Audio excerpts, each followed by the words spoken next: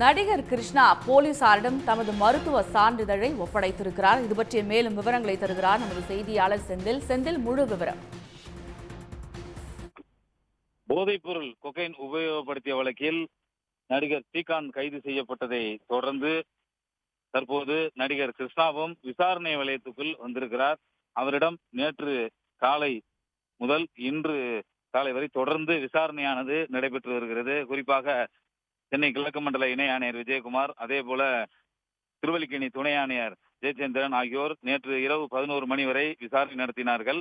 தொடர்ந்து தற்போது காலை 9 மணிக்கு தற்போது மீண்டும் விசாரணையை தொடங்கி இருக்கிறார்கள். இந்த நிலையில் கிருஷ்ணா தனது மருத்துவ சான்றிதழ்கள், அதாவது கடந்த ஆண்டு தனக்கு ஆன்ஜியோ சிகிச்சை செய்யப்பட்டதாகவும், அதே போல ஏற்கனவே கேஸ்ட்ரிக் ப்ராப்ளம் மற்றும் படபடப்பு இருப்பதால் அதற்கான சிகிச்சைகளை சித்த மருத்துவத்தில் எடுத்து வருவதாகவும் அதற்கான சான்றிதழ்களையும் நடிகர் கிருஷ்ணா ஒப்படைத்துள்ளார்.